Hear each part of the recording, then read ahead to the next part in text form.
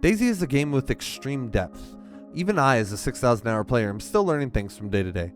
Today, we're going to talk about some of the unseen things that you should have learned when you started. The first thing we're going to talk about is the tilde key. So to the top of tab and to the left of the 1 key, you have the tilde key. And if you tap that, it removes your hotbar. And if you tap it again, it turns it back on. If you hold it, it removes your HUD. And it turns it back on if you hold it again. Now, the issue with removing the HUD, as we see here, I have a prompt to grab this plastic bottle. If I remove my HUD, that prompt also leaves, but I could still grab the plastic bottle. So a lot of new players get stuck in this. They end up turning off their HUD on accident, and then they're like, I don't know how to, I can't access anything. So use the tilde key, turn it on, turn it off at your leisure to get those cinematic feels as you're playing.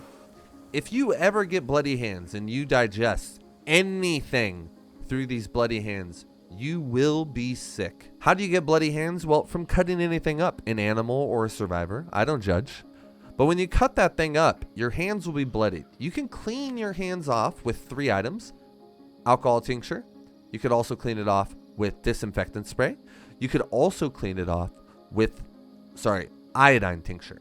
Alongside this, if you go to any water source, be that a well, right here, see it says wash hands. You can wash your hands with any water source. So if I went over to a lake here and I look at the stream, it will give me quick action to wash hands. Hold left click. Boom. And now my hands are clean and I could eat anything. Alongside not being able to eat with bloody hands, you also can't drink water you find in the world just laying around. Now, this is the perfect example. I was running with someone the other day and they ran up to a well and they saw a plastic bottle on the well. They ran up to the plastic bottle and immediately, because it was on the well, they figured it was safe and they drank it right away. This will kill you. This water bottle. That water, that little bit of water down there, I don't know if you can see it, but that little bit of water down there is actually always infested with cholera. All the water in the world that's stagnant has cholera. So all of the lakes, all of the streams, all of that has cholera. So what you have to do when you find a plastic bottle or you find a pot or you find anything, a canteen, you have to first empty it by scroll wheeling and then emptying the water and then filling up your water bottle. So you got to cut, and you have a couple options to bandage just cut in your inventory. You have this bandage that says disinfected on it, and you have these 2 rags, one of which is pristine and one of which is badly damaged. If neither of these say disinfected on them, they're not 100% safe to bandage with. There's a roll of the dice that you will bandage with them and it will not harm you and you will move on with your life perfectly fine. The other side of that roll of the dice is even if the bandage is in pristine condition and you bandage with it, you may get a wound infection from this. And that wound infection will make your screen pulse and you'll go, and you can only cure it via tetracycline. Or if you get it close enough, you get the alcohol tincture. But in order to purify these rags, or disinfect these rags rather, I just have to combine one of the 3, just like earlier, over on the rag, disinfect, and then this entire stack of rags is going to be disinfected and safe to use to bandage my wound. This also goes for sewing kits. If the sewing kit is disinfected, you could use it to bandage with no risk.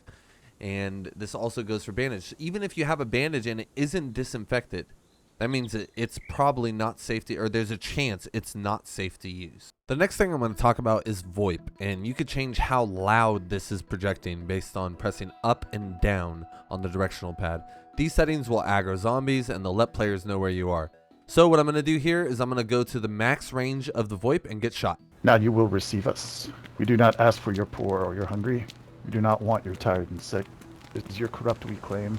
It is your evil that will be sought by us. With every breath we shall hunt them down.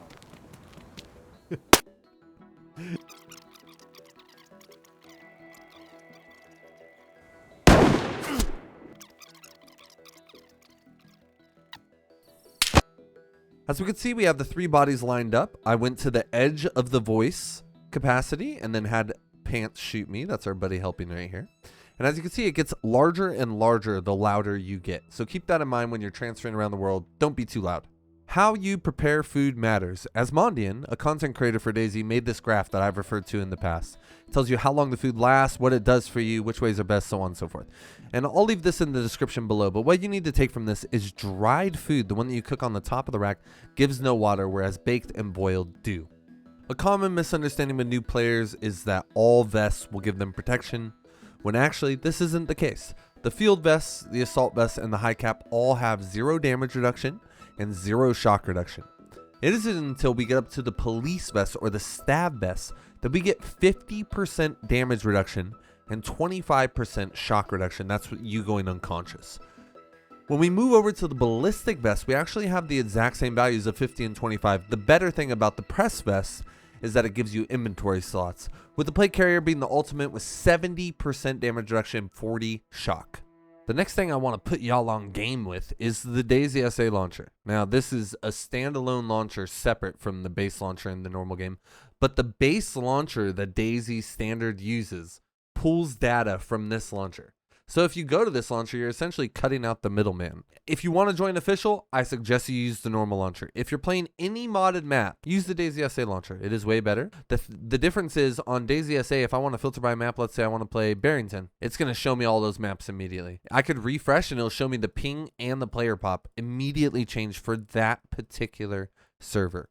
Whereas on the normal launcher, you have to filter all of the servers on the list, and it can take some time and sometimes even overload your network. When you click to join a server here, it'll do the exact same thing. It'll show you a list of mods that you don't have, and it will say, yo, do you want to download these? Another thing that's good about the DayZSA launcher is it doesn't have a mod limit. So the standard launcher will struggle with servers like that one that we just saw where there's 100 mods. The normal launcher has a limit like 20 mods that it will show, and then after that you would have to enter them manually. So use the DayZSA launcher, dayzsalauncher.com. It's a wonderful service. This next thing is a question that is often posed to me either in the Discord, join it now, or on the comments section.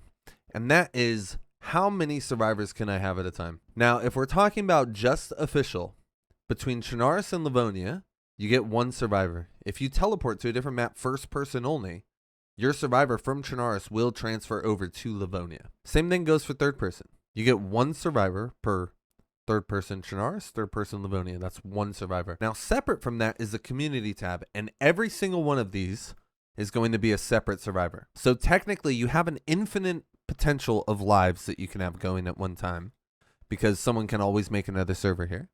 But on the official tab, you only have 2 going at a time. 1 for first person and 1 for third person. This next thing is regarding your name in servers. All right. When you just join a server, you haven't changed anything on your game at all. Your name on that server is going to be Survivor. And if you're playing on official, that doesn't matter very much. But if you play on community servers where there's active admins, policing, hackers, and other things, they're going to kick you for this name. Why? Because if there's a hacker with the name Survivor and there's 18 players on the server named Survivor, how can the admin pinpoint which survivor is the hacker? If we go right here, this name is CCQ. This name is Left-Handed Painter. But these names on this home screen do not change my name in the game. These names are the names of this particular survivor, or this particular survivor, or this particular, you see what I'm getting at here? Instead, if we want to change our name in the server, I'm going to show you with both the standard launcher and with the DayZSA launcher. You're going to go right here to parameters, and where it says profile name, you're just going to check that box, and you're going to type your name in there. And essentially, this is going to start your game telling whatever server you're connecting to, this is the profile name of the person joining the game. On the DayZSA launcher, it is done very simple as well. Go over here to settings in the top right. You could click these 2, no splash, no pause, just to make the entry faster. And then in-game name, you're going to type your name right there. And that's going to change your name. For console, your name is going to be whatever your Xbox or PlayStation 5 profile is. The last thing I'm going to leave you with is the reality that we're not going to get much gunplay practice as new players. we're going to die to a guy that we never see, and we're going to die to zombies, and we're never going to really get that gunplay opportunity. So for console, I'm going to recommend the server called CONQUEST. I'm going to leave their Discord in the description below. It's like a deathmatch circumstance where you could just rinse and repeat and practice. And for people on PC, I'm going to recommend Vigrid, which is a battle royale, or if you want something more direct, V++. Thank you guys so much for watching. I appreciate all the love. I hope you learned something from the video. My finger is busted. I dislocated it. So gaming's going to be tough, but I'm going to keep putting out content for you guys. Thank you so much for watching. Join the Discord. Check out our sponsor, Rocket Node, if you want your own DayZ server. Code CCR. Be good to each other out there, guys. Or don't.